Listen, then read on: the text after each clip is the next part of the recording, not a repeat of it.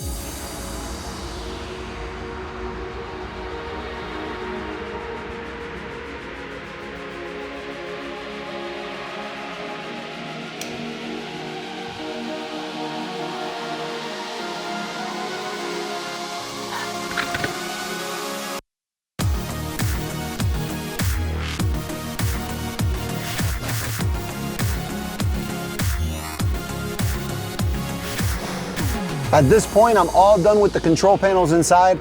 Everything came out pretty nice. Next thing I have to do are the controls in the rear, get the jet engines mounted, and get the fuel tank installed.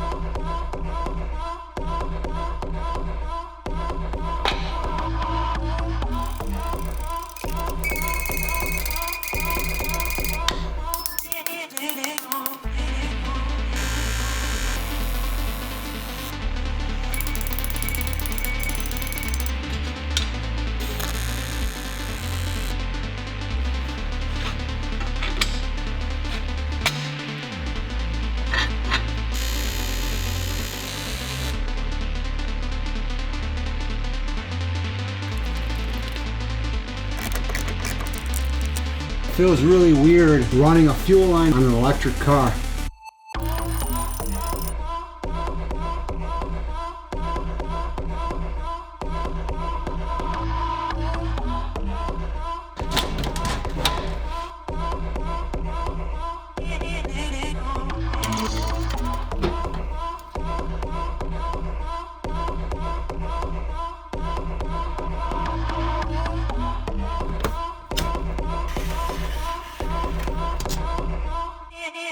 All right, the jet power Tesla is all done. I think it came out really well. Originally, this isn't how I was going to make it, but due to supply chain and material shortages, I was forced to use whatever materials I had on hand. So if you see this thing shaking around a little bit, it's because it's missing one support on the back of the subframe there, but don't be worried. It's really strong. It's just flexing a little bit more than I'd like it to. Other than that, I think everything came out really well. This was a heck of a build. I built just about every single part from the ground up, including the entire system, to take the human inputs and convert that into something that the jet computers can understand. And one more thing I decided to make was a fuel gauge to tell me how much fuel is in that fuel cell at any time, because this thing's gonna burn about 1.5 to 2 gallons of fuel per minute, and I absolutely need to know what the level of fuel is so I can shut the engines down in time, cool them. I also don't want any air to get into the fuel lines. I even thought about coding something in there to give me the bingo fuel warning to let me know when I'm at my minimum, where I have just enough fuel to cool the engines down and shut everything down properly. But I skipped that part because I pretty much ran out of time. As for fuel, I'm gonna be burning this hydro diesel, which is a micro emulsion.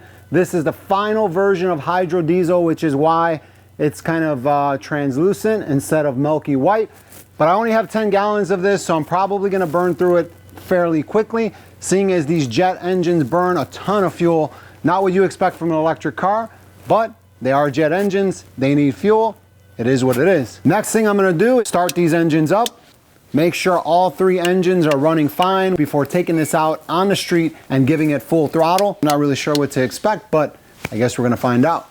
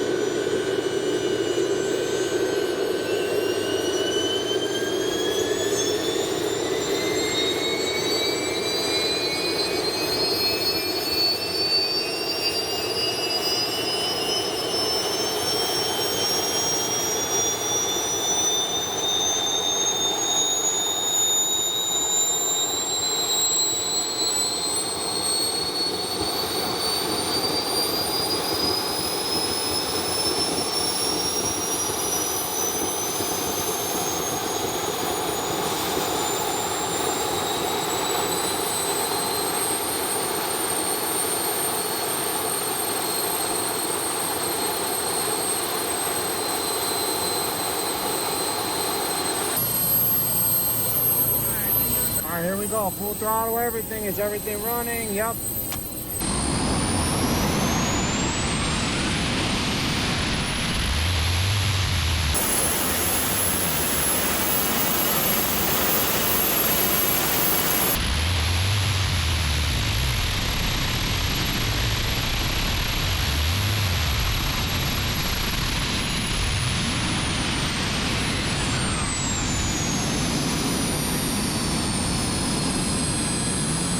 That was like a gallon of fuel, I bet you.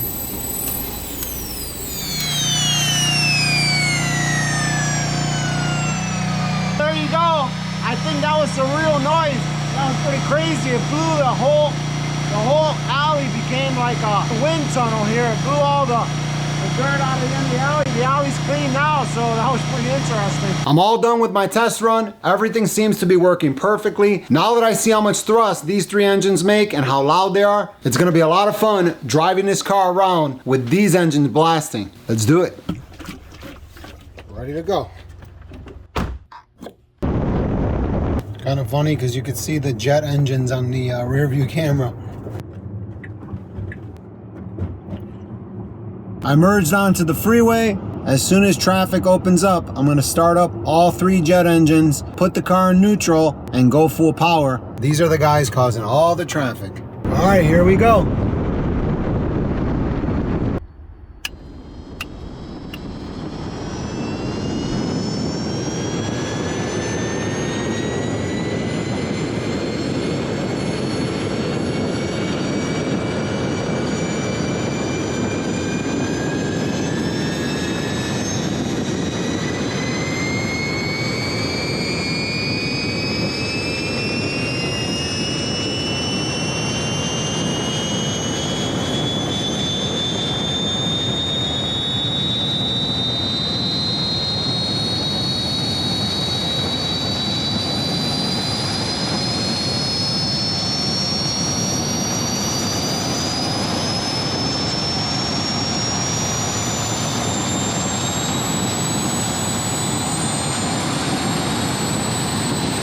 Only 2 engines, one of them flamed out. I'm on the freeway in neutral, and I'm just gonna throttle it up and see what it does.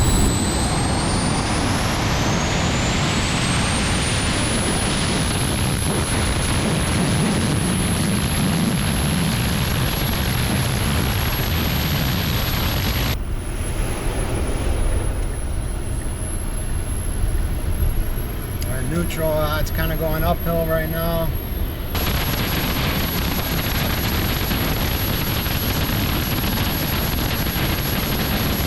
Only 2 engines, one of them flamed out.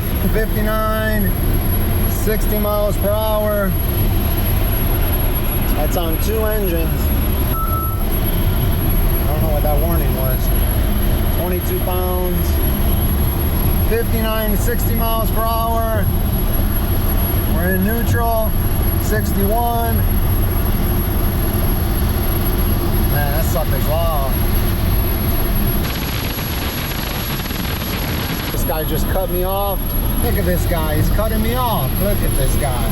Why would he cut me off?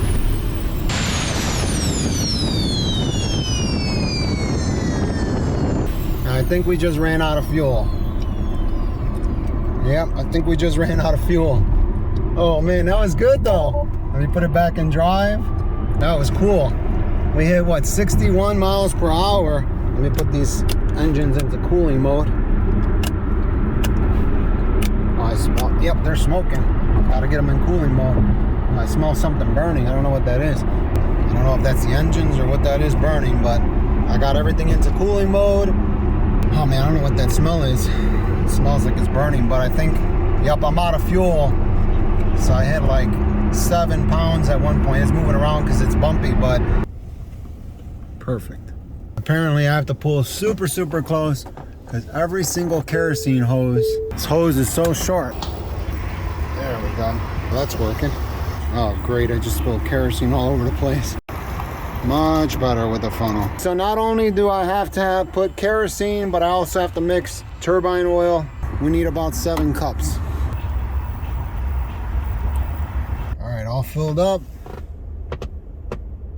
About 100. Should be about 103 pounds. I just arrived at the 1.5 mile long strip where I'm gonna do the 0 to 60 runs. I'm at about 58% battery with 100 pounds of fuel, and unfortunately it's drizzling a little bit, so the pavement is slightly wet.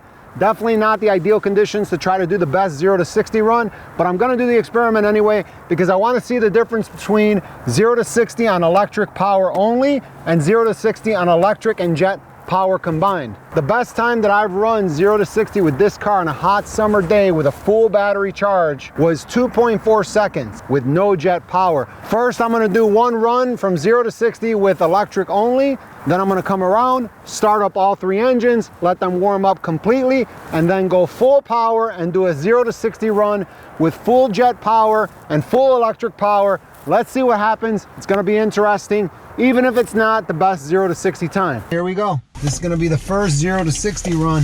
Now I'm at 53% battery after the battery's heated up, but I'm gonna give it my best here and see what it does. And I'm gonna do it with launch mode both times just for consistency, even though it's really cold outside, but at least have a good comparison. Let's see what happens. Here we go. Launch mode.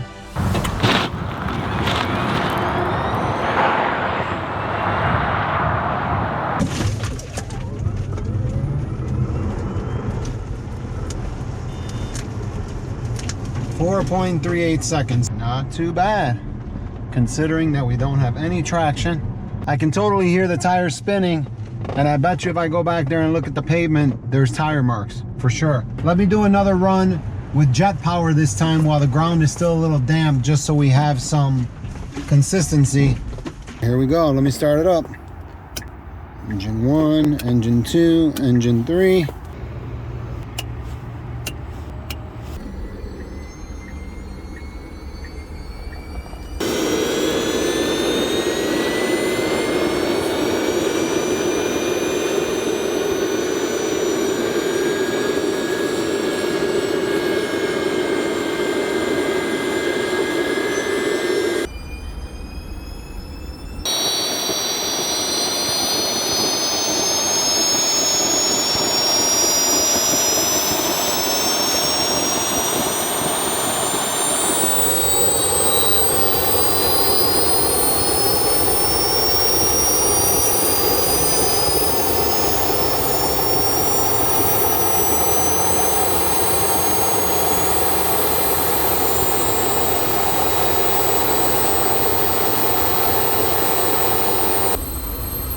right, they're all running.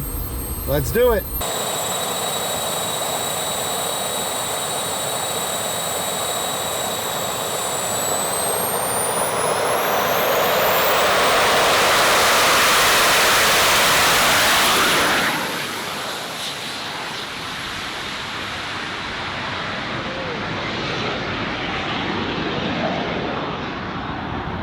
Full jet power, launch mode enabled. What is going on with this thing?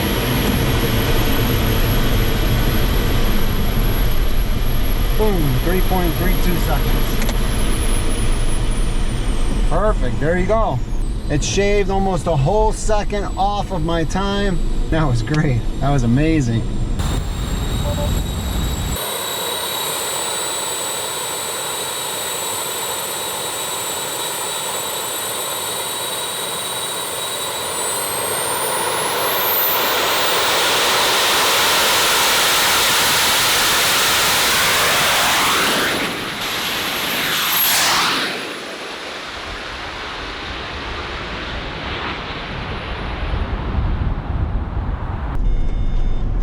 .4 seconds.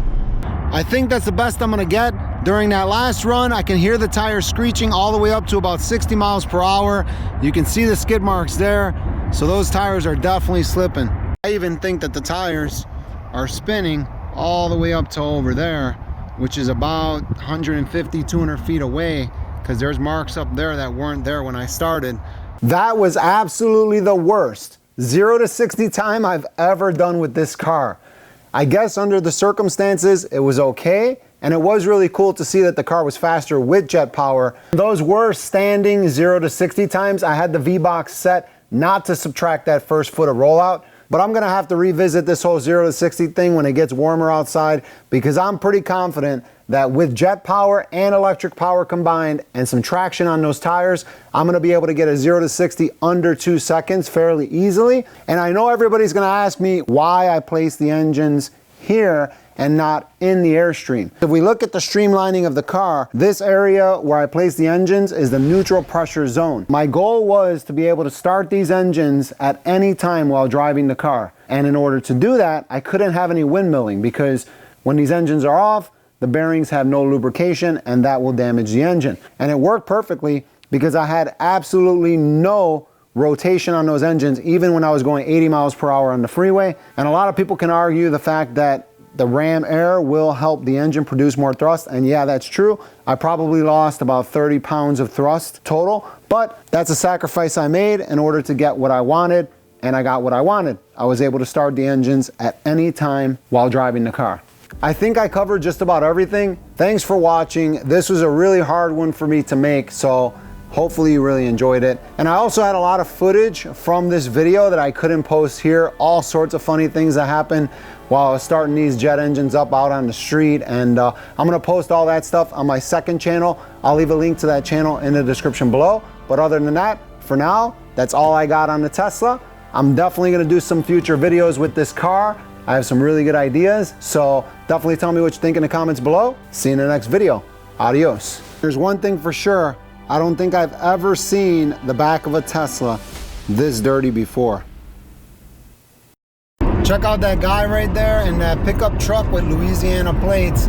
He was trying to get in front of me and roll coal, and I sped up real quick, got in front of him, and then I started up all 3 jet engines on a hot start. So there was flames coming out of all 3 engines, and he just like, he got weirded out and kind of backed off. It was kind of funny.